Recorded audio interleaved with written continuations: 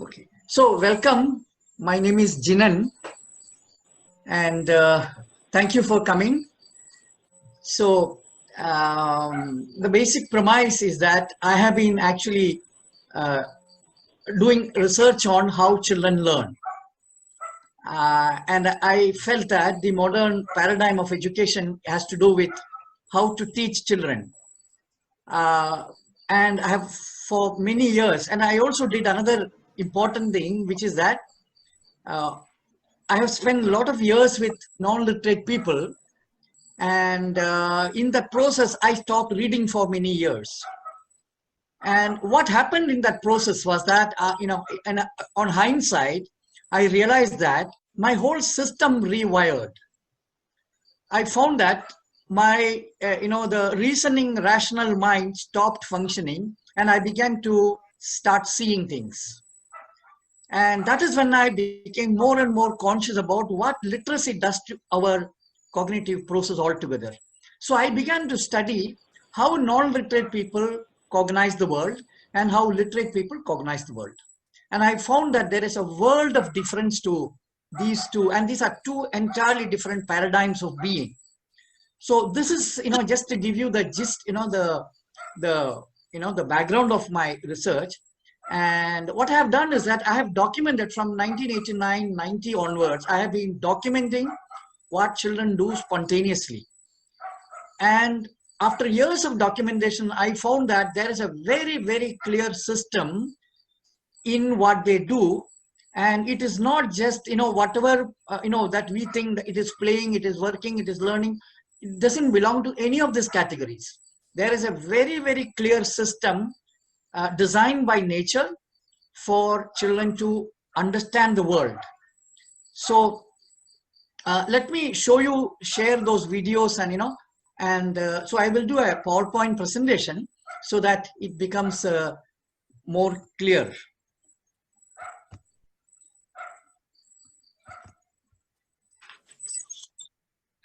Okay, I hope you can see this.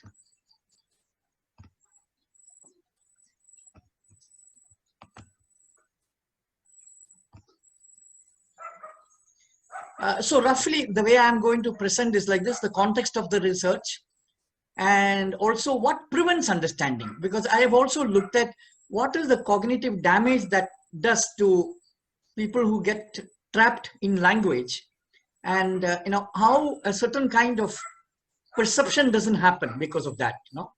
And then I will talk about the system itself, what conditions allow learning, and the purpose of learning, the conduct of learning, the process of learning, and the future possibilities. Now, one very important thing that I would like to mention is that I have not read anybody to talk about any of this. It is a purely, result of almost 30 years of observation, documentation, and all the time revisiting what I have been documenting. From that, I began to, understand a certain logic to what children were doing in the non-literate communities. So what I'm actually talking about is what is the formation of the mind, or what is the formation of beingness. How do we get formed? That is the basic thing. And the difference I'm making is that literates learn the word and illiterates learn the world. And this actually fundamentally impacts the way that we are formed. So I would say that literates have word view and illiterates have world view. And learning the word requires very different sets of tools, processes, abilities than the qualities that are required to learn the world. These are absolutely two different ways of being, knowing also. Another thing is that when we are engaging with ready-made knowledge, that instills different kind of a cognitive system than the one when we are engaging with the unknown. So that's another very important thing. So I recently came across this beautiful quotation by Buckminster Fuller, where he says, if you want to teach people a new way of thinking, don't bother try to teach them. Instead, give them a tool, the use of which will lead to new ways of thinking. Now it is very clear, at least now at this juncture, we are very clear that what is the digital tools doing to the cognitive system, which is exactly what happened when literacy came in. So you can see there's three kinds of transition we can see now. One, from literacy to digitality, and then we can of course try and understand what would have happened when the literacy was imposed and from illiterates. And what happens is that the tangible, experienceable real world is replaced by description, decontextualized, oversimplified, distorted, and fragmented. This is what text does to our total experience. And what it does is it does an ontological reversal. What happens is that knowledge precedes knowing. That process is taken away. We are given ready-made knowledge to engage with, which also means that product precedes process. And imagination precedes distorted experience, because when you read, you're continuously imagining. In fact, I came across Marshall McLuhan's one video in which he says that the root meaning of the word to read means to guess, which means when you are reading, we are only rapid guessing, which means we are creating a certain kind of very personalized imaginations. We are not engaging with the real and creating imagination. So it is actually imagination of imagination. And another major thing that has happened is that creativity has become an afterthought. Whereas in the realm of non-literate people, creativity is a starting point because you are in the realm of unknown. And the best thing is that this is the first learning has become consumerism, because we are dealing with product as a first consumer product. This is what happened. And life is a process. This is a fundamental shift that literacy brought in. So, and the nature of language changes. From experiential, it became conceptual. From the body, it became mental kind of thing. From holistic, it got fragmented. From hearing, it became a matter of reading. And I would also say that mother tongue has become father tongue, because it is more masculine now. The language is more masculine because it is taught. It is not, constructed from within. It is imposed from outside. So, and what it does is that it creates a deception. It's a deception that we have illusion of knowledge. We read several books and we are deceiving ourselves that we have understood things. No, this is something that, of course, I understood it originally and authentically when I began to relook at some things. I found that even Socrates has mentioned this. I remember reading Plato, in which there is a mention of how literacy is considered to be very dangerous kind of an activity. And of course, medium is the message. This is another very important thing that McLuhan talked about. So when you read a book is the message. It is not the actual content, is the book itself, not what is written inside. Whether you read Bible or whether you read Bhagavad Gita, whether you do whatever it is, fundamental experience at an experience level, body experiences in a certain level, and that is the medium. That is the message. Because what we experience is what we are, that has become our content. Our assumption today is that content is what is absent. Content is what is present, because the body can only engage with what is present. And we learn what we experience, not what we think, not what we conceive. That's not what we actually learn. So I would request that you don't have to agree with me, but also please don't disagree with me, because agreement and disagreement has been practiced because of reading. When we are engaging with seeing, there is nothing to agree, something to disagree. So the mental habit of agreement, disagreement comes from reading. And I request you not to, get into that. You don't have to agree with me, but also please don't disagree with me. Just listen to a few things, and then afterwards you can reject what I have to say. And what has happened is that children are the most misunderstood beings of modernity. Because children are biologically equipped to create knowledge of the world, but modernity turns them into analyzers of second-hand information. So right from young age, instructions, help, everything is with which we are, engaging with children. And the whole, if you look at the whole modern paradigm of research or teaching, it is based on the idea that how to teach children. So whether we look at whether it is alternative education, any kind of education, the starting point is that we have the content that we will give them and we will teach them. We as an authority, children as people who don't know anything. So this is the kind of hierarchical situation that modernity has created. And that is the nature of modernity. Modernity can only create hierarchy. This is the basic, and it can fragment. These are the two things that modernity, because it's not a, there is no villain. One thing I want to make very clear that I don't think there is any villain in this. The so-called villain is actually a victim of his condition. So I would say that if there is a villain, then it is the context that is the villain. That how literacy has become the villain, because in the sense that how it has rewired us.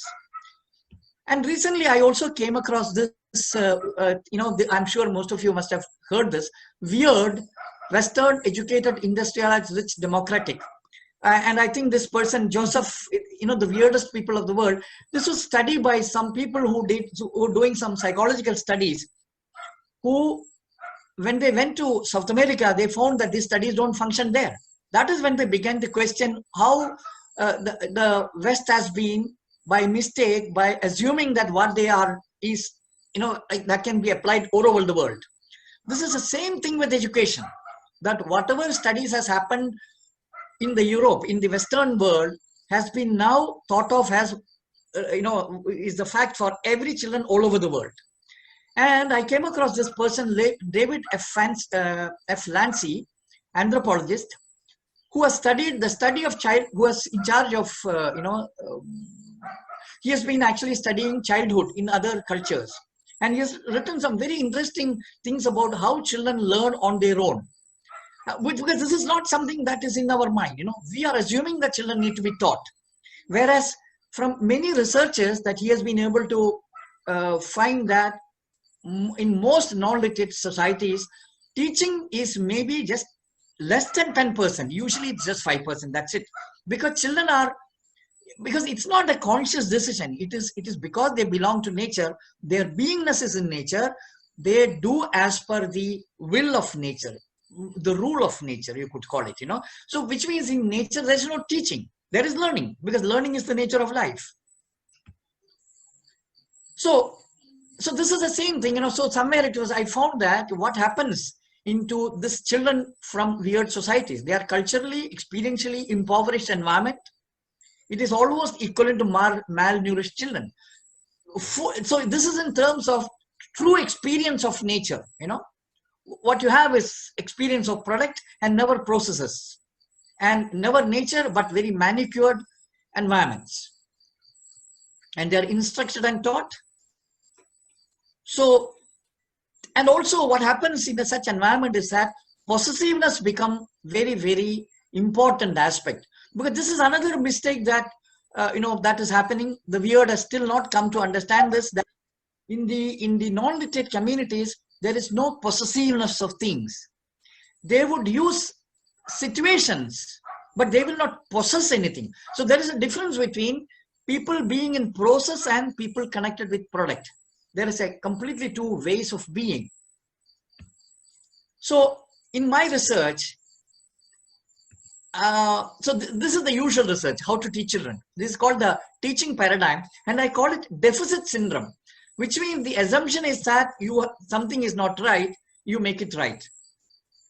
And this is basically the paradigm of modernity. So they want to develop, they want to civilize, they want to, so all this starts from an assumption that other is not right, I'm right. Whereas if you look into the rural tribal paradigm, in the indigenous paradigm, it is about learning.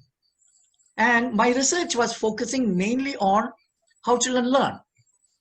And I call this completeness syndrome, which is also, what that means is that they awaken to what they already have. So assumption is that we are born with abilities. Like every living being, we are born with certain qualities and abilities which is endowed by life. It's nothing we are giving. It is the process of life itself that gives us this. So what happens in the learning paradigm is that you are dealing with unknown, you are dealing with direct experience, and you are present all the time. Spontaneity is the nature, and self-organization happens.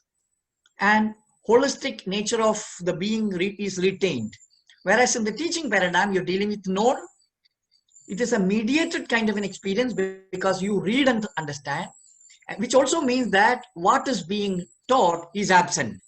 So because you can also, if you think about what is happening to our normal way of being, we are physically present, mentally absent. That is the normal way of being of a modern literate person. Both are never together. The body and mind are never together. Either usually the mind is away doing something of its own. And of course, spontaneity is replaced by application of method and formula. So you can see that, every educational paradigm, you have to apply some method. Either it is Montessori method, Krishnamurti method, or Waldorf method, or methods and methods. There is no understanding that every child is a method. Every child is an individual method, which develops in the process of engaging directly with life. And then self-organization is changed with reasoning, and the fragmented mind is the result of such a kind of thing. So this is what I meant by formation of the mind, that it is our beingness that is the most important kind of thing that we need to understand. So basically, it is what happens is that from awakening, it is shifted into conditioning, and sensing, feeling, knowing is replaced by imagining, thinking, and concluding. So I'm actually now would talk about why, what, how children learn. And this should be understood as a simultaneous process, not as in sequence. But just that, I just for convenience sake, I'm placing it like this. So I just also want you to, introduce you to the organization that we have set up. It's called Existential Knowledge Foundation. And the purpose is to understand knowledge from existential point of view and not from anthropological point, anthrocentric point of view. It is nature it's life that has given us the ability to learn. So understand learning from the point of view of life itself, not from a very narrow understanding of, what we do in schools and things like that, Because after all, now we know that we have turned against life. So something must have gone wrong in our process that has made us anti-life and anti-child. And so one thing is that all living beings are learning beings, and life ensures that life is sustained at all costs. So one of the very, very important things that I've kept in mind is that life, the way life has created life, or its purpose is to somehow ensure life, So in order to sustain life, condition is created by life itself. These are now, various people are thinking they are discovering these are all biological, but these are all fundamentally rooted in biology. I don't know why there is a question of doubt itself. That's why I don't understand. Why do we even doubt that all these are biological in nature, fundamentally, So condition of trust, ambience of love, and freedom. In the modern context, we assume that we have to give freedom to children. No, children are born in freedom. They are born in truth. This is not something that we have to teach.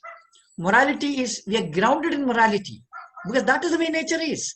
Because the nature can only sustain if nature organizes things in a certain way. So this also means that when we are born with some of these qualities, that we trust things. So that is why the problem with the modern context, in which all the advertisements are lies, whereas children would definitely trust it, because children do not know how not to trust. They are born in trust, which means they trust everything that they encounter in the world. So it's like a ontological shock when you realize that there is also lie in the world. Of course, they learn it very fast, but that is how we have organized. So morality is innate. Creativity is a nature-given thing. It is not human, not only human. It's part of and it is not something to be learned. So what I mean by learning process is the process by which children root themselves to the context. It is not to know some theories that children learn. It is to realize that they belong to the earth. They are part of this life. So they root themselves through the senses to the processes of life. And what we have done is that we have reduced the total experience of life into a narrow spectrum called teaching and learning. And we have made some silly subjects, some ABCD and all that to teach children. But that whole totality of the being is neglected in that process. So the cognitive conditions which is produced in the non-literate community is that the realm of unknown. And in the realm of unknown, the only thing you can do is to observe, to be silent, and to be creative. Because that is the, see, creativity is, what is creativity? Creativity is something that happens when you're encountering the unknown. Within the realm of known, you don't have to be creative. So okay. So, so in the realm of unknown, our senses begin to function, because it is through senses that the world enters you, and it is the senses that connect the inner and the outer world. And so, and all the activities that children do in indigenous communities has to do with awakening senses, developing cognitive system, and simultaneously knowing the context, the world that you are, that you are engaged in. Que a bestia dice que esto así de ese nivel. Okay, so there are few redefinitions that we have to look at when we are moving from the linguistic realm into experiential realm. Because I feel that all this needs to be redefined, because within the literate framework, however we have defined doesn't actually fit in the non-literate framework. We have to understand that from the point of view, because creativity, as I told you, is the beginning, starting point, because we are dealing with the unknown.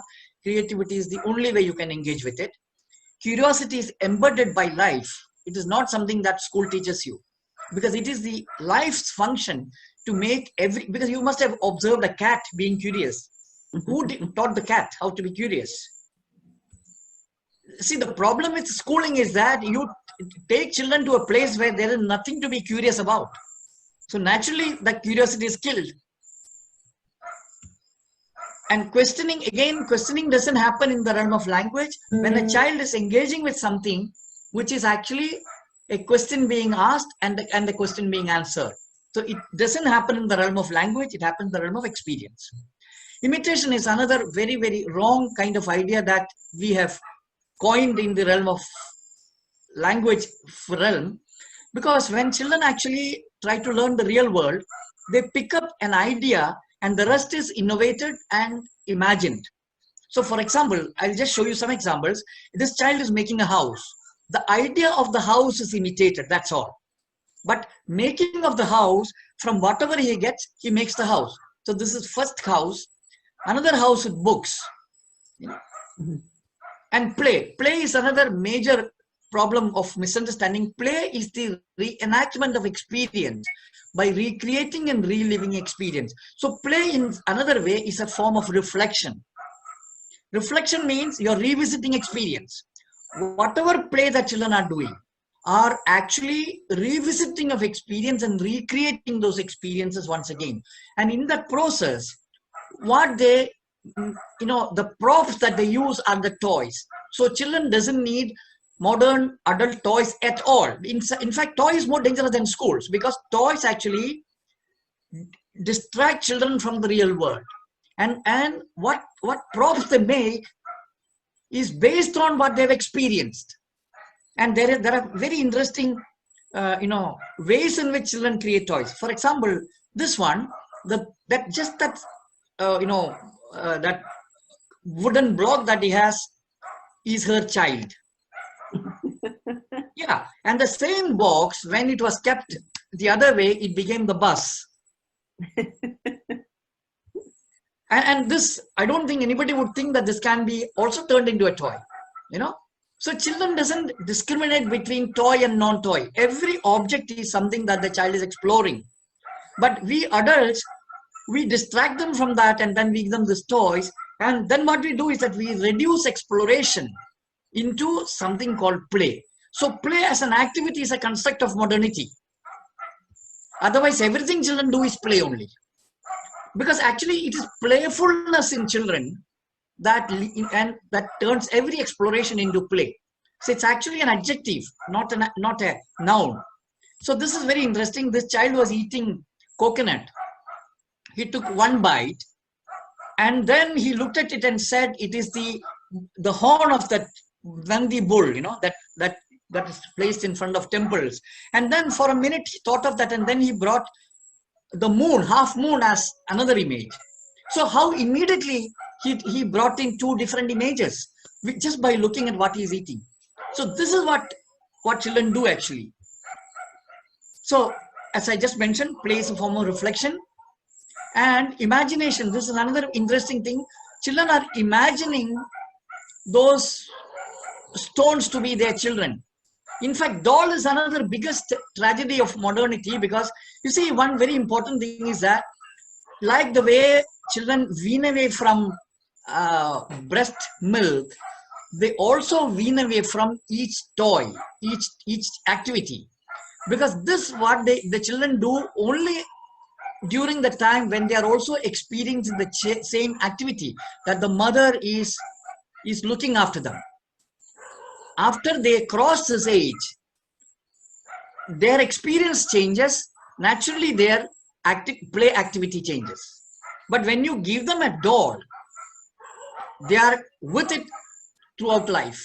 This is what happens. So the processes that, so we are not understanding process where we are imposing product on children.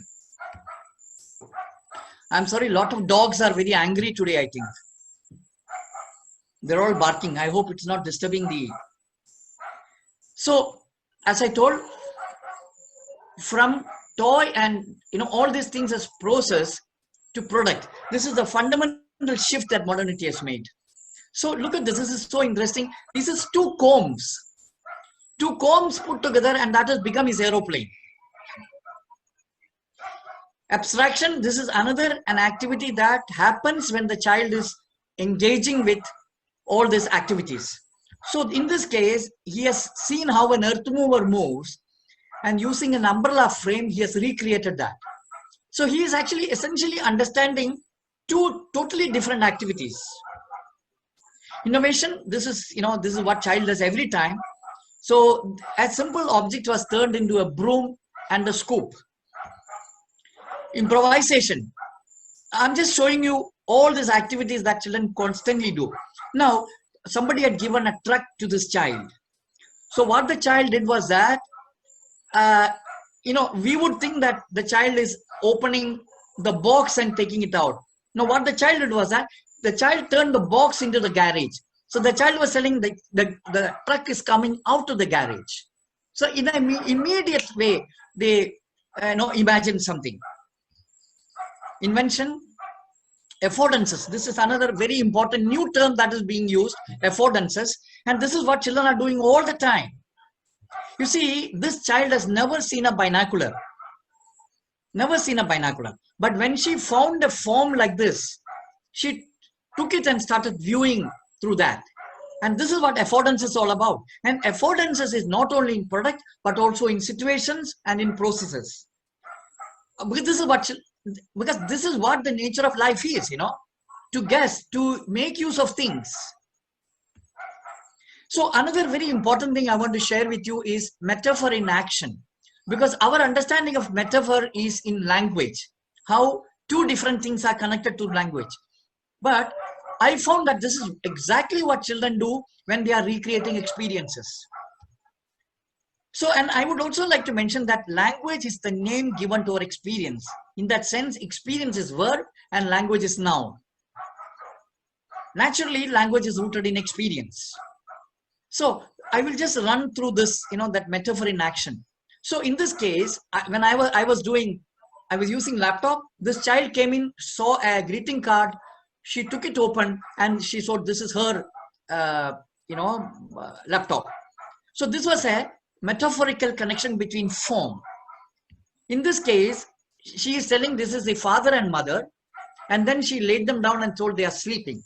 So here she is comparing the comparative sizes, not even size, but comparative sizes.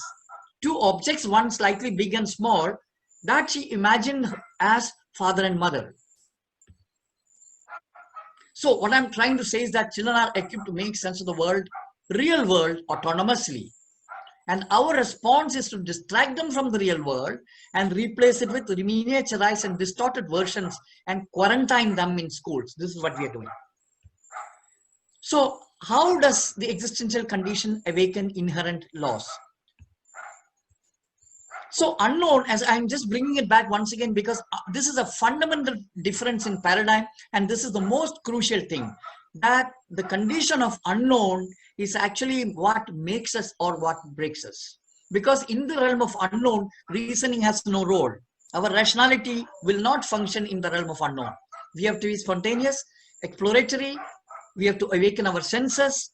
So there is a completely different kind of paradigm that is given in the realm of unknown, observation, attention. So you can see that all these kind of things, observation, attention, intelligence, doubt, I'm only reading the main things, wonder, experience, and sensitivity. And this is a circular kind of a thing. So spontaneity, playfulness, intuition. This is the basic thing. And one more thing I want to put in here is that within the realm of experiential knowing, why, what, how function simultaneously.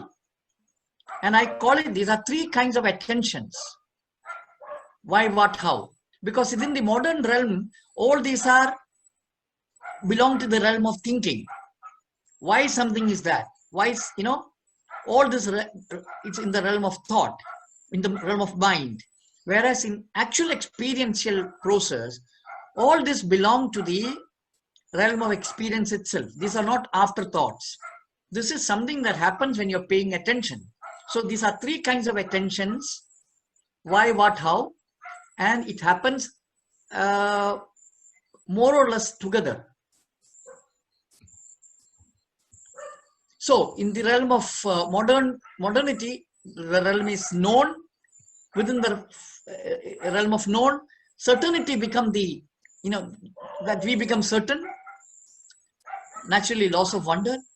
And and then what has happened is that what has happened today is that with education, we have replaced religious superstition with scientific superstition. This is what that has essentially has happened, because most people today believe in science. If somebody says this, some scientists have proved it, all right, that is to be agreed upon. There's no fundamental difference in these two, in the older religious superstition and modern, processes actually. So reason, method, mechanization, this is the end result of a paradigm which is trapped in known. And what children learn. So here I would look at the, I'll show you some images of what children learn. So as I told you, in order to make sense of the world, children playfully recreate experiences using various objects which we call as toys. So any phenomena can be looked at. So let me just show you one object. Any object has form, function, materials are involved, process is involved in making it, and it obtains a certain kind of structural unity, and it is within a context. And so this is exactly what children reenact in the process of recreating experience. And what they've experienced, they experience as a whole, but the reenactment is in parts. Again, I'm bringing back this metaphor in action, form, function, all this happens in here. So I'll take form as the main thing. Now, most children, what they do when they get a book is to keep it like this, and they call it either, tent or a house or something like that. So this is a way of recreating form. The focus is on form. Focus is on form here. This child has seen me, shooting one day, and then he came back with his own camera version. So this is the study of form. what do you call that, a mobile phone being rebuilt. So I ran a school for 3 years in Pune, where we completely, the children were totally free and they were doing whatever they were doing. And we just documented what they were doing spontaneously. No instructions, no rules. They just come in and do what they feel like doing. So they were remaking things, they were drawing. And so that was a 3 years of fantastic experience of really understanding what exactly children do. So this is a bike recreated with tiles. Now, this is a fantastic example of recreation of a market scene in which they had recreated the whole objects that are vegetables that you get in the market. Now, this dry leaf that you see here is fish. So they look like dry fish. And here also another thing is that they have found egg, they found what you call that, potato and all that, but they couldn't find an object that looks like bengan, eggplant. So what they did was that they replaced it with a flower which has the color of bengan. So this is a very interesting way children immediately find a solution. Now this is red chilies. Hibiscus flower became red chilies. And function is that this is function in which they put a breadsheet over a table. At that point, the function of the house is what they're playing, they're reenacting. So which means a contained space is what they wanted to create. So that became their house, Now they are all in the house now. So this is also a make-believe house in which they are sitting and doing something. Process is process of making. That how children are making a house. So in this case, process is important. So they spend hours together just focusing on how to build the house, which is also that will take us to the idea of what is a structure, because the structural stability that is finally achieved is something also being learned in that process.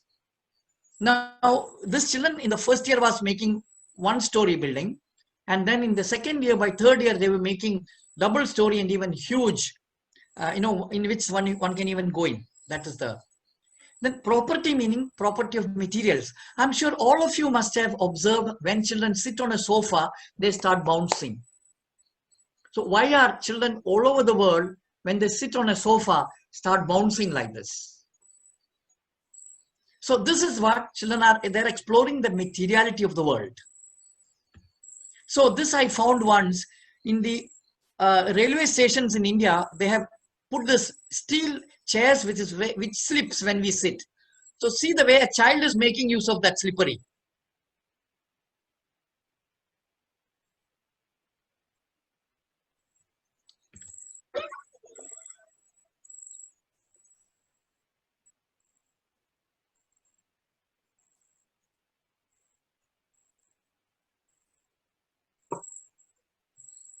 So sadi being used. So now I will quickly shift into drawing, because I also studied drawing, because in the context of modernity, drawing is part of art. Whereas actually, if you leave children alone with no support at all, they will draw what they're experiencing in the world. So which means that drawing is the playing that children do on two-dimensional surface. It is the same experience that becomes the source of play and source of drawing. So we did documentation in the 3 years of what children were doing. From that, it became very clear that there is a very, very clear connection between experience and what they draw. So in that sense, what I'm trying to say is that drawing is actually an act of trying to connect the three-dimensional world in terms of two-dimensional space. So in that sense, if we replace literacy imposition and replace it with drawing, I'm sure children will be able to understand the correlation between what is a three-dimensional space and how it can be represented on a two-dimensional space. So they are in control of 2D, and then maybe literacy might enable them to differentiate, the actual function of what is literacy, So literacy will no longer be the cognitive source. It will become the tool which actually it should be, So drawing is the process by which children make sense of the three-dimensional space in terms of two-dimensional space. And as I said, experience is a source of playful exploration and playful drawing. And so I'm also now looking at the developmental phase, which is very similar to blabbering and scribbling, or how children are learning to walk, the crawling stage, So you can see that happening in drawing also. So the scribbling stage, the crawling stage of drawing, and slowly you can see that some words are coming out, and slowly it becomes I'm not, since I don't have time, I won't show you a whole lot of steps. In fact, I have thousands of drawings from which I have just abstracted few just to show you the things, So, and first claim I'm making is that children draw what they see. So the human face, human figure, it is a face, it is a focus. Animals, birds, and vehicles, it is a side. And house, again, it is a friend. This is very interesting. This is the windshield, because this child always sit next to the driver and he's so fascinated by the windshield, the wiper and the mirror and all that. So he is preoccupied just by that. And this is also, this buffalo is very rare, because this child, who this is her buffalo, she used to feed the buffalo every day. So naturally she sees her face every day. So in her case, her drawing was the buffalo from friend. Now I will show you the stages in drawing, from one line drawing into 3-dimension.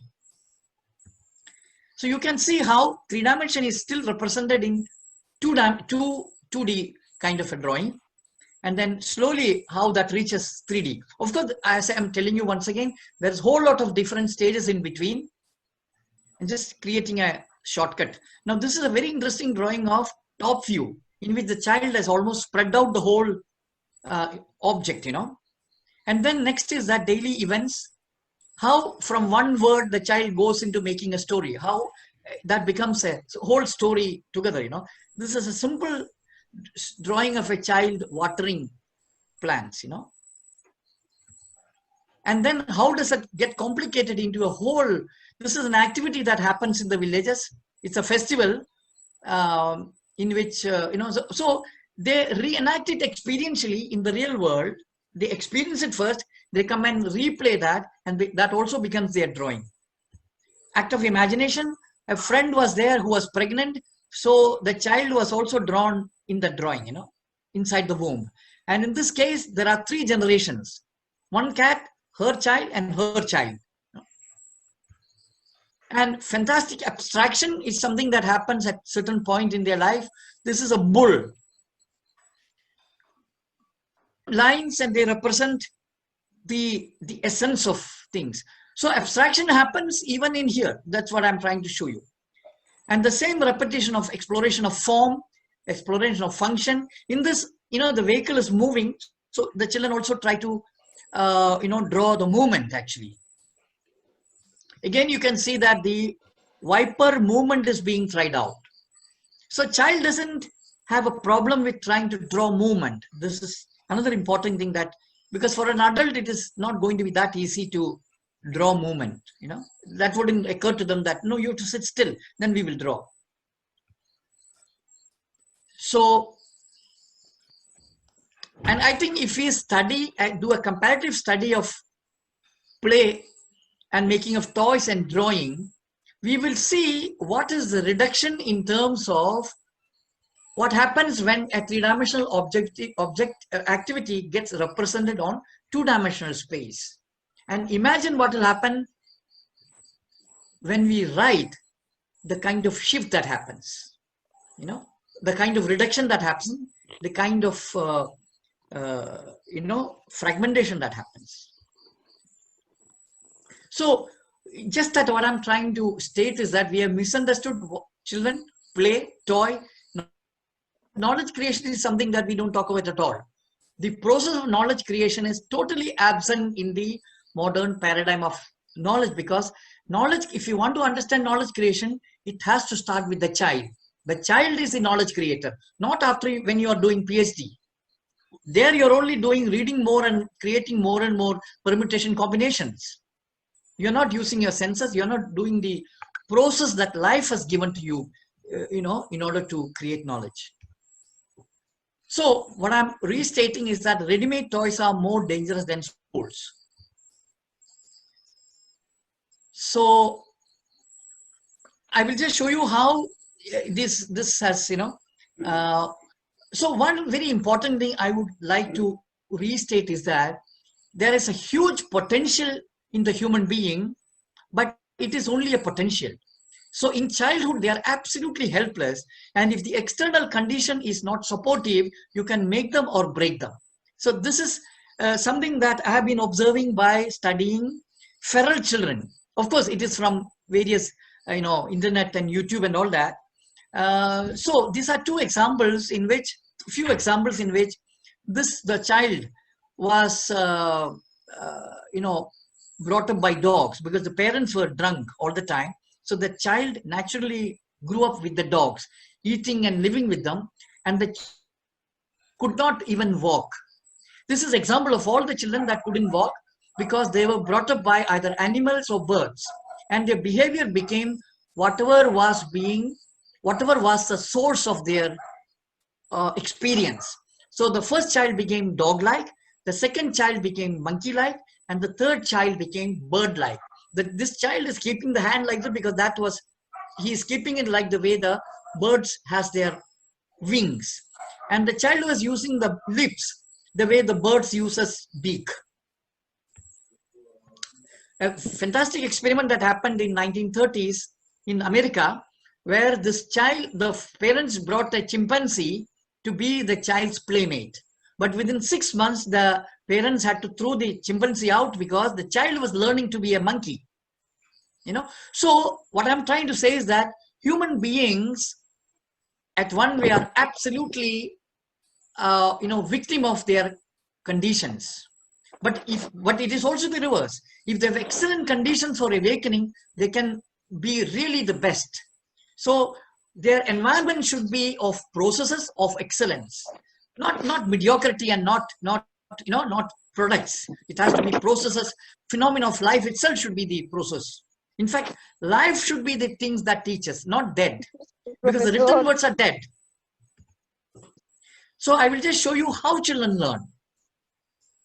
So here, I will take language as the first thing, because there is a lot of misconception about the role of language itself. Children actually use sound as language, body as language, word as language. So I would like just show you some explanations of this. So each sound the child produces has meaning, and the child observes the world around and imitates what they are able to understand. For example, I will just show you one interesting sound.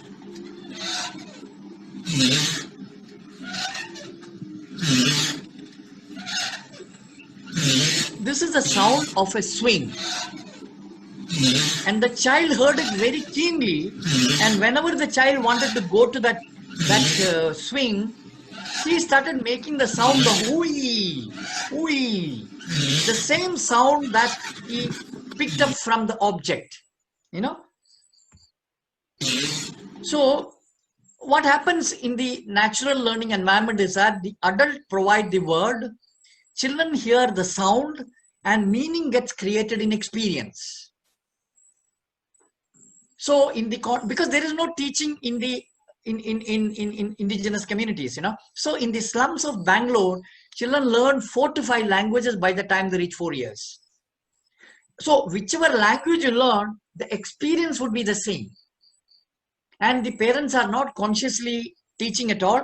They are, in the adult language, they are, just talking to each other. From the context, the child is making sense. For example, somebody is telling, bring the chair and keep it near the table, or bring a glass of water. From these talks, the child hears a sound and pick up clues and then connect those words. And that is how how they name each experience and each word. So in the beginning of distortion happens when the adult provides the meaning.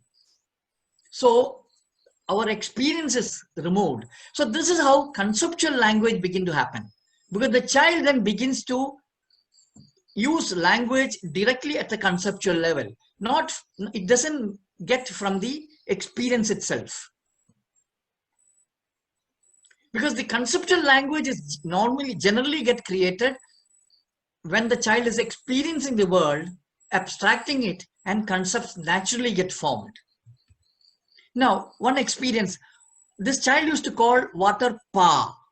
So when the child for the first time saw the sea, which is huge and which is making noise, the child made this sound with, pa, boo, and that body also enlarged and showed the immensity of that, so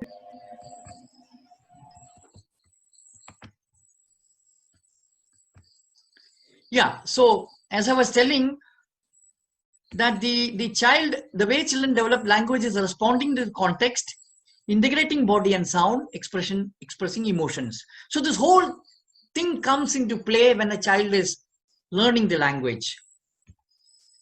So, and it is very interesting that in the initial stages, how children create categories. So this child used to, when she saw so crow was the thing that the child encountered first. And dog was the animal that the child encountered first. So when the child saw a peacock flying, she told that is a crow. And when it got down and started walking, she told that is a dog. So the child has actually created two categories. All flying ones are kaka, which is a crow, and all walking ones are kuta, which is the dog. So this category building is something that is based on either form, function, color, sound, or something like that, So that get used even in language. That is what I'm trying to say. So in this case, the child had seen cat first, and the cat used to be Mimi, and dogs used to be Cuckoo. So when the child saw the tiger, that became Bada Mimi, and wolves became Bada Cuckoo. Lion became, because the face of the lion became Bada Mimi, and the body became Bada Cuckoo. So it's also interesting how adjectives are getting formed in relation to the formal resemblance. So this, so kaka is the crow, which is very common. So usually crow is the first bird that the child names, and then that usually gets in with all the other birds. Slowly, the child develops 2-3 more categories. So the categories can be in terms of sound, form, color, texture, size. Any of this can be categories. So these categories are basically abstracted from experience, and they arise from sensory response of the body. So seeing, hearing, smelling, touching, tasting, this is the ground from which all this categorization, abstraction, and organization begins to take place. It doesn't happen in language. It happens in experience. So language gets overlaid on experience. So the knowledge creation fundamentally happens in the realm of experience only, because you can call mango any different names, but the taste doesn't change. So in this process, what happens is that the child retains the integrity of the mind and body, because it is language, the distortion of language, that is responsible for fragmenting the body and mind. Because when you introduce language without experience, then you begin to use mind and concepts and thinking as the cognitive source and cognitive process, and even understanding happens within the realm of that, But when the child is in control of creating language, then the child is able to integrate and retain the integrity of the word and the word, So they understand the connection between this. So the question we need to ask is that, how should the mind be formed? Should it be formed in the process of experiencing, or it should be formed through language and mind? So So what I'm trying to say is that children already have a very scientific way of understanding the world and sharpening the tools, developing processes and other qualities that are required to understand the world. So I will just show you few of the processes that I've observed. Some of the, of course, I have also documented, downloaded many videos from the internet. Whenever I see something very interesting about children, I download it and keep it. So this is something that I saw, a very interesting video in which the child is observing, whereas the dog doesn't have to observe. Look at the way the child every time stay and start observing how the dog is doing.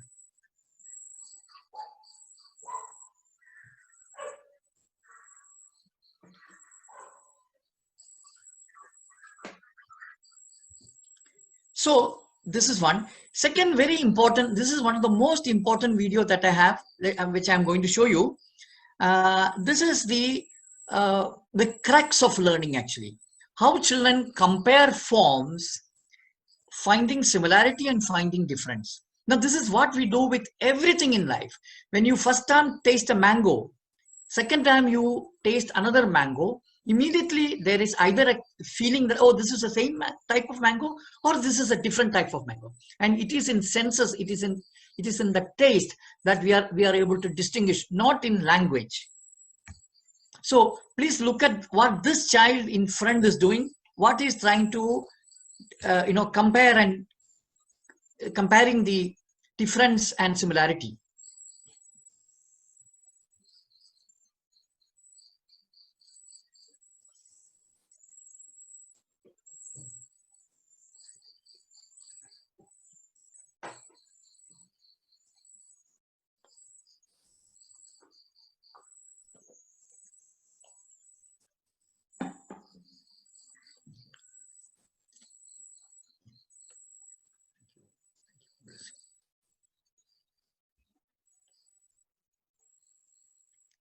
The child will give you a blessing. Please take it. Thank you. There he is. So, other very important activity that I have seen in many village children is that they play a game which enhances their ability to guess and to take chance. So this is something that again I found very, very interesting.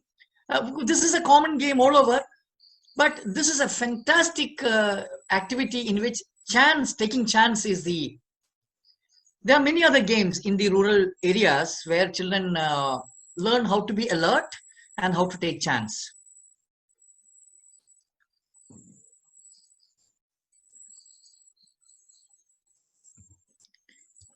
And other thing is that repetition and modification.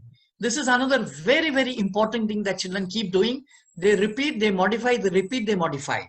So what I'm trying to talk about is that experience is the fundamental premise in which all these things are happening.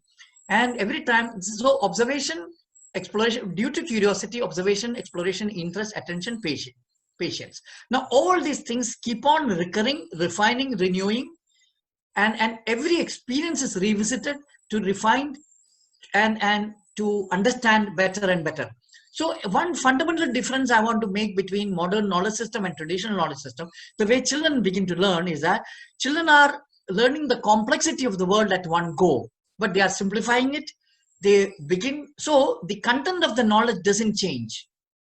It is, so as they grow, the complexity increases, the depth increases.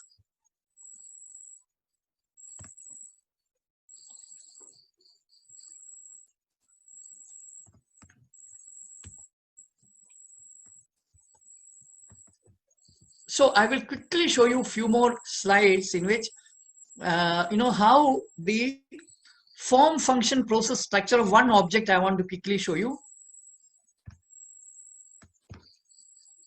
Form, function, process, structure. And now I want to take you once again how toy as a process in the when if you take this house as an example. So increase in complexity is what I'm talking about. Look at the way the initial stages of the house baking, At a later stage, the same child, it is done by the same child, house became bigger. At another stage, it becomes even bigger. And this is around the age of 13. He made a pakka, very, very stable house, you know. And of course, he has lots of chelas around, his many apprentices with him. Now, another thing I want to show is that the same house, how exploration of various materials come into play, even when you're exploring the idea of a house. Bricks, books, again bricks, but now this is a flat. And they also make small models also, you know, in exploring this. So I just wanted to, you know, show you that how children are constantly revisiting and refining. So I will quickly conclude now. So what I'm actually proposing to the group is that I'm requesting a fresh research on children, which I call it existential research. What I mean by this research is this, that we are primarily researching on ourselves, that how do we recover our senses so that we are able to see children and not create ideas. So how do we address our biases? And the areas are that, you know, we can look at natural learning and all that what constitutes. And I call it unnatural learning. And how, because what I feel is that how do we bring the role of mediums like text and digital as a tool and not as our cognitive source. I'm not telling that language is not important or digitality is not important. They are important as tools and not as our cognitive source, not as our master. So I came across a very interesting another book, a talk by a person who talks about, the book is called Master and the Emissary, the Making of the Western World. Where he talks about how fragmentation takes place. And so this is another interesting area that I would like to explore. Now, all my work is related to not mere intellectual ideas. This is very much in line with what we can do practically. How do we bring you know, changes within our home so that we create create a space for conducive for children? How do we reimagine schools? How do we reimagine higher education? So all these are part of the so here one thing that I have left out is what I call as the biological roots of beauty. Well, because there is lack of time, maybe another time one could do it, you know. So I'm also requesting people who have come to, if they are interested, excited, they could collaborate with us. And so this is my email and my website. And with this just 15 minutes left, maybe we can have a small exchange. So I'll stop sharing now. Could I ask a question? Sure.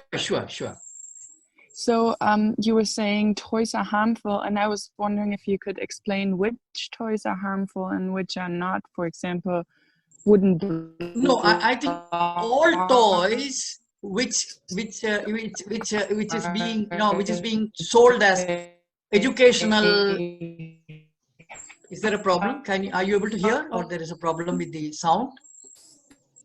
I hope it is okay now, no?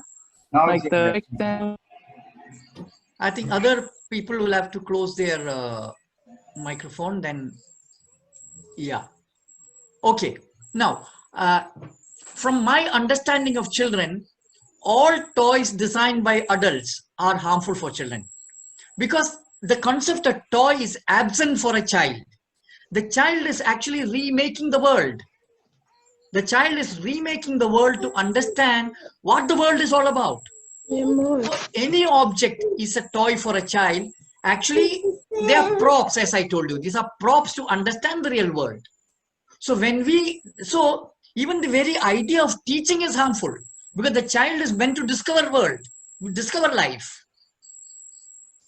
And as it is very clear from the activities that children are doing.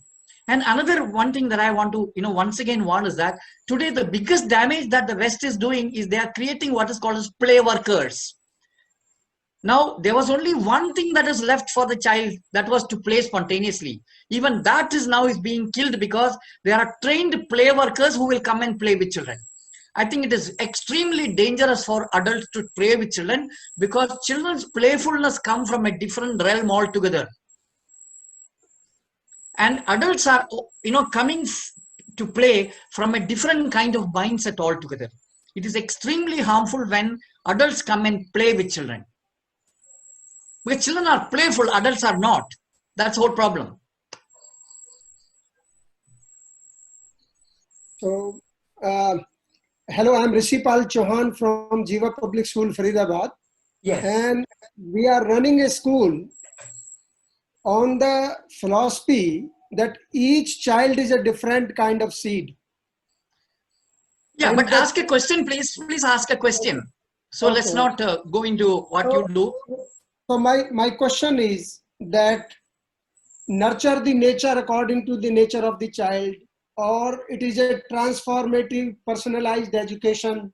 So if we give the complete freedom of learning, then how in this modern context a child is going to get success with respect to the modern definition of success? No, I don't understand modern definition. What I understand is what is the potential of a real child. And what I'm telling is that modernity has no place for children. Modernity, the very design of modernity is anti-child. So I wouldn't want modernity trying to help children because they cannot help at all. You see, the fact that pregnancy has been turned into a disease, that everything has been turned into, natural process of life has been turned into a disease, is the biggest damage that modernity is doing to life. So there is, I don't think anything can be done for children from the realm of modernity's mindset, because it doesn't understand children at all. So we have to totally understand children from the point of what is a child, what is life, what it wants to be.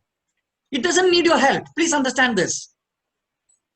So this paradigm of help has to go completely. Can we respect children as beings that are capable completely?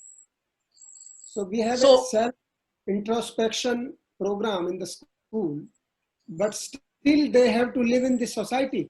No, but that is, no, please, let's not discuss the school and what you do in the school. We are not going to discuss that. Please, don't bring that. Don't bring that. So let me just tell you, when we ran the school, in our, when friend invited me to run the school, what we got together, all the teachers got together, and I asked them one simple question. Children are going to imitate you. Are you worthy of their imitation? This question, if we hold closely, we will realize none of us are worthy of children's imitation because we are busy teaching them. We don't know, we are not creative people. And mind you, what the school teaches a child is to teach. Please understand this. No child ever learns to learn because the child never experiences learning process happening in front of it. The child is already a learner, but the adults around are all busy teaching. So have you noticed, I have a fantastic documentation of that. Have you noticed what children do when they come back from schools? They play teacher games. They reenact to be a teacher. They put on the seriousness of a teacher. They will make you sit. Anybody, if they have some dolls, they will make them sit. No, do this, do that. What is the child learning? Please understand, children learn what they experience, not your intention. Please understand this. So when a child is experiencing teaching all the time, child learns to teach. When the child is experiencing authority, the child learns authority. But when the child is experiencing learning happening all the time, the child retains its ability to teach, to learn. So let me tell you one thing, that learning is natural. It can be awakened in the child. But teaching is not natural. You can condition the child to be a teacher. So you must differentiate between what is awakening and what is conditioning. Awakening is what the child already has, which we can create an environment which will live up to that, which will awaken to its possibility. And conditioning is that you can condition a child. Like that child was conditioned to walk like a dog is the best example. So the mind can be conditioned, the body can be conditioned. Because you see, remember, how look at the literate people, our both hands doesn't function as well as a non-literate person because they are working with their whole body. In fact, for us, our only this finger works, no? The rest of the hand is quite weak. Why? Because we have never done spontaneous activities all the time. And 8 to 10, 15 years, what have we done with our body? Inactive body. Sit still. We have taught our body to be lazy. See, laziness is not natural at all. Laziness is conditioned. No child is ever lazy. But today what is happening is that a child which is so active is termed ADHD and all that kind of nonsense that has been now, that is coming out of the modern world. No child has any problem. Please understand this. This is created by modern people who doesn't know how to handle a child. They don't know how to create a space for children. You see, please understand one thing. Today, even the crawling stage of a child has been taken away because there is no space to crawl. There is no condition to crawl. Children are sitting and dragging themselves, which is unnatural. There is a clear stage for a child from tilting to slowly trying to crawl, then walking on fours. Slowly the child learns to walk. So there is a clear stage, biological stages. Why is this has been taken out in the modern context? So I think it is very, very important that, we drop our egos as if we have understood everything and re-understand children and understand them with absolute respect, not from our authoritarian perspective that we know everything, that Piaget has learned everything and what that man, Vygotsky has learned everything, now we can be their slaves and obey them. The problem is that everybody has been turned into a slave of somebody's theory. Drop all theory, you become the learner. This is the only thing that is possible because you are meant to be a learner. Please understand this. All of you are meant to be a learner, not to be a servant of somebody, not to be a clone of some great theorist. So I think we need to realize that we are all creative people. Only then we will be able to engage with the creativity of the child because the child is the most creative being. Please understand this.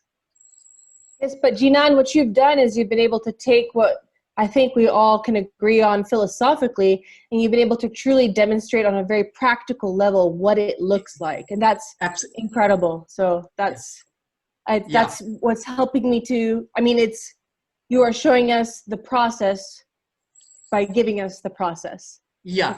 And also, I appreciate that. Yeah, thank you. One more thing I want to tell you, I happened to adopt a child. So I kept 3 rules because I learned it from the rural tribal people. It is not my rule. 3 rules. One is that I decided never say no to her. Second, always follow her. Third, never lie to the child. Because none of the 3 things are practiced by modern people. They find no problem lying to a child. They always impose when to sleep, when to eat, everything. In fact, they are overloading them with all kinds of food, because of their insecurity. So, Jinan, I would interject, based on my research as well, and we've had conversation over the internet of this. My research with indigenous people and traditional forms of indigenous education corroborate all that you've said in the context of indigenous, and this is why indigenous peoples have so much issues and so many difficulties when they transition into modern Western education. So, as an educator, that's been my focus, is to really investigate this whole notion. And it comes down to also a very distinct difference in worldview, because indigenous peoples essentially embed within their thinking and with their process a relational worldview, a worldview of interdependence.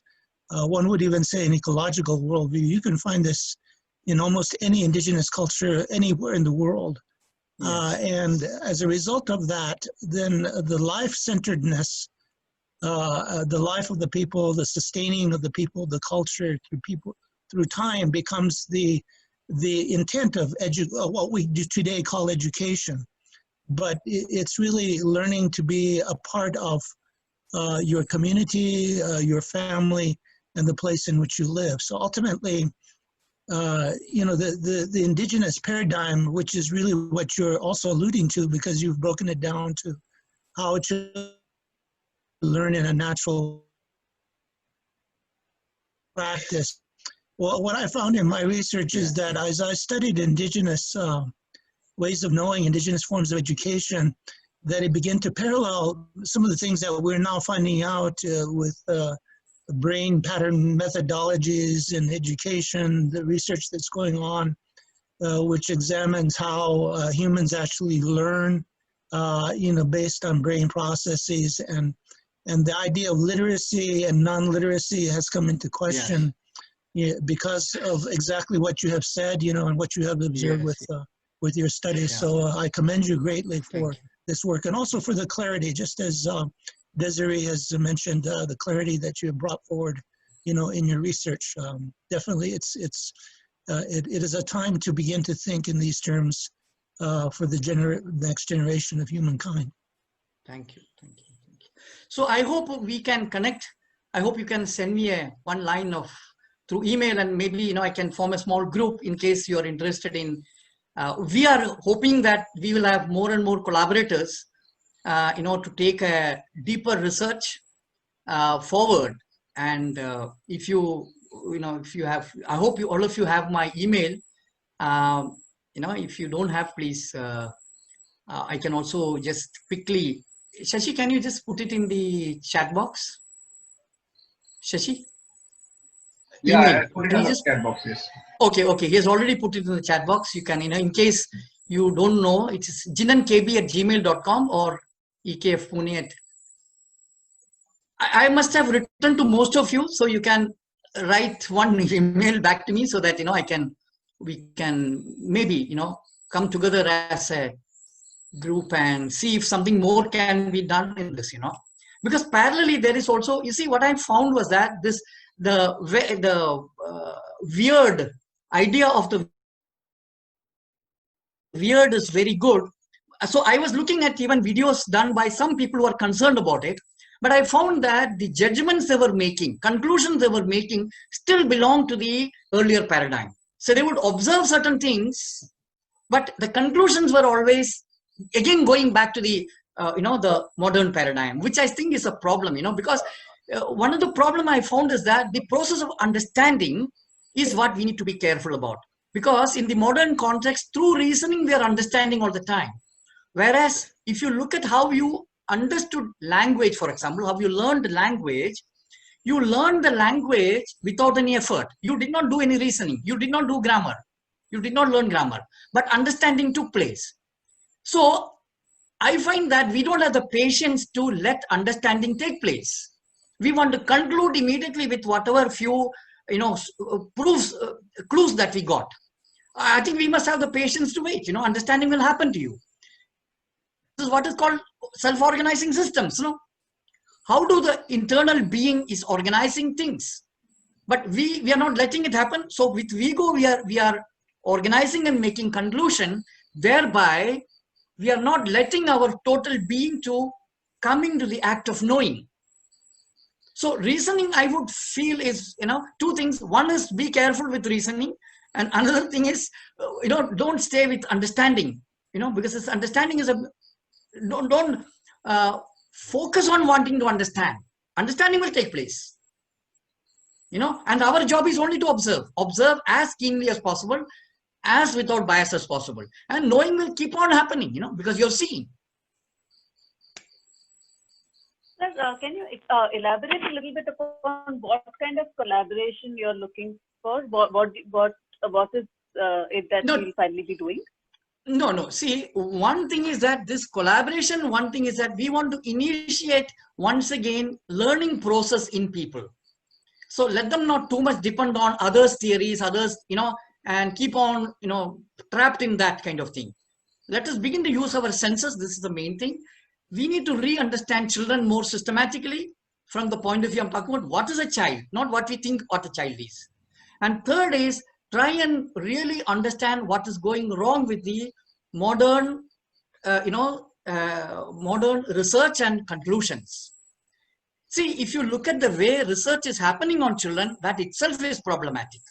That you bring the child to where you are sitting, and then you create some questionnaires and get the child to answer something, and then you make a judgment whether the child is right or wrong. It's like asking a crawling child, you are testing whether it can walk, and then you are telling, no, the child is not right. See, the child is perfect at every stage, but you are testing for the wrong thing, and then you are concluding you must teach the child. This is what is happening. I had looked at many of the, the videos that has been, from various research that is happening around the world.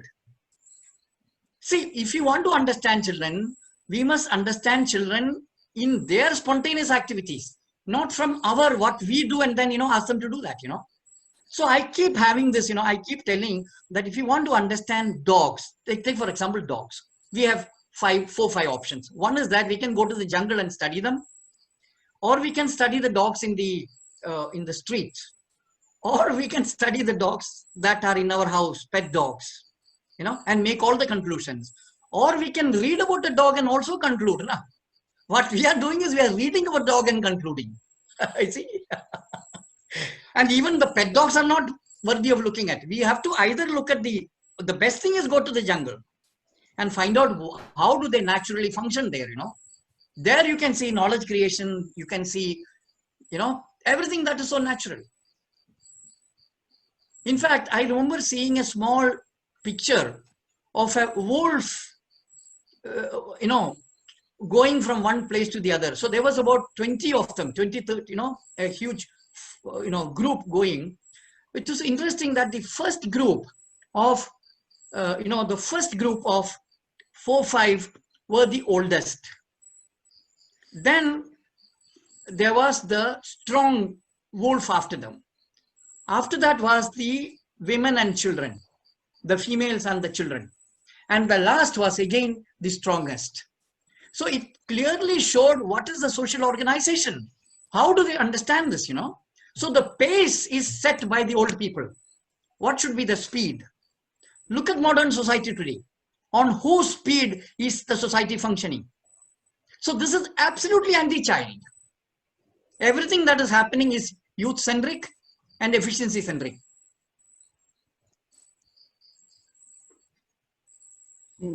Jinan, thank you for a wonderful talk. I noticed there is one sweet child amongst the participants. Yeah, I know. With Elisa. What's her name? With Elisa, yeah, I know. I've been looking at that little one. Thank you. Yeah.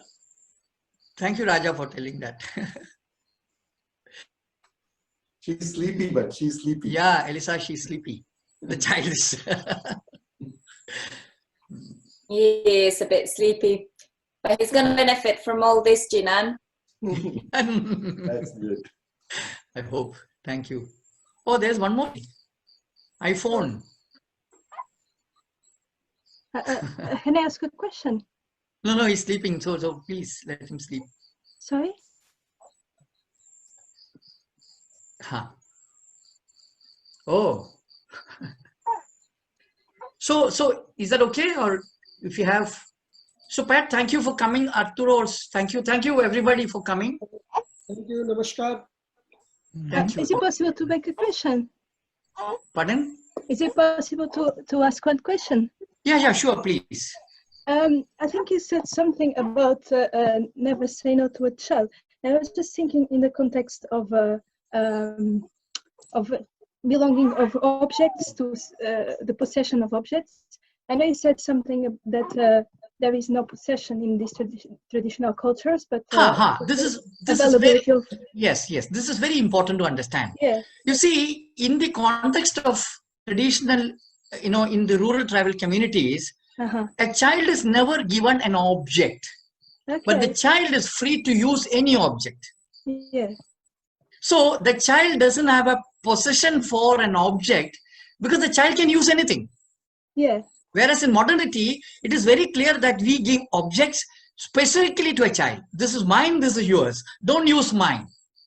So the notion of ego, the notion of mine is actually constructed by modernity, because I find there is another very dangerous game that is happening to bring in an idea that economics is biological. Economics is not at all biological. Everything else is biological except motive for profit, motive for economics. That is not at all biological. But every scientist is now trying to prove that it is biological. It is not biological at all. Because we are process-oriented people. We are not product-oriented people. We don't want to own anything. We want to live. That's it. Without ownership. I'll show you. I'll tell you now. I have several examples. I'll share one very interesting. I won't show you the video. Next time I can show you that. One video of a child had started drawing in an A4 size paper. She must be around 9 years, 8 years, 9-year-old child. Started drawing on an A4 size, A3 size paper. Another child came in and joined. Another child, and 4 children were drawing on one paper. Nobody was asking permission. Nobody had any problem with her joining. Anybody joining. And then before the drawing was completed, the first child left. And the others continued. Nobody had any complaint. So this actually sums up the way rural people relate to each other. You don't have to say thank you. You don't have to ask permission, because that distinction is not made. That you belong to me, I belong to you. Yeah, that makes sense. You don't have to ask permission at all. So this was a fantastic kind of an event in which the children were so beautifully engaging with each other without any problem. And we have time and again seen this in our 3 years of documentation, that when children are doing something to another child comes in, they are so accommodative. They just as if there's no problem at all. So this is very important to understand this. Possession is a modern idea. That it is mine, which is a product orientation which is brought in. And the other question that you asked was that staying no, of course. What I did was that I created the condition in my house so that I don't have to say no to my child. It means that I removed all the furniture from my house, so there is ample place for the child to crawl. I also kept away very, very, expensive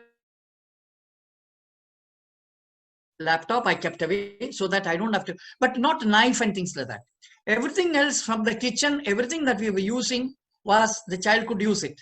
So we did not give a toy kitchen set to the child. Child was coming and using whatever was everybody was using. So I actually created an environment in which that I was able to not to say no. So we have to, of course, in the modern context, it is going to be very difficult, because we have most things are expensive. Most things are dangerous for children. So of course we need to we also need to then start creating an environment for us in which for example, the way I kept the my things away so that the child doesn't see it. So that makes sense to me.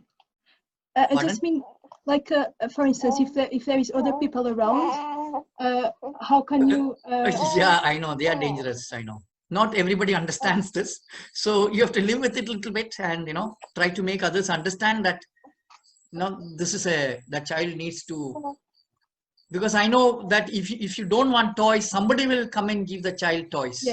So somehow we have to so we have to now try and create more and more people sensitive to the real needs of children, not our perceived needs. So this is we need to create a movement of sorts where more and more people understand, like the way natural food is happening now. Organic food is not new. I mean, but it has taken many years and many people are trying to practice organic food. But what I'm talking about is absolutely new. Very few people are understanding children from the point of view of what we are talking about, So it may take time. It may take time, but I think it is high time that we at least begin the process of how do we actually, recreate, create conducive space for children. That is very important. Okay, thank you. Thank you. Thank you very much. Thank you. Thank you. So Pat had, has he left, Pat? Okay, I thought he was wanting to ask something. So I think he left. To be asked, otherwise.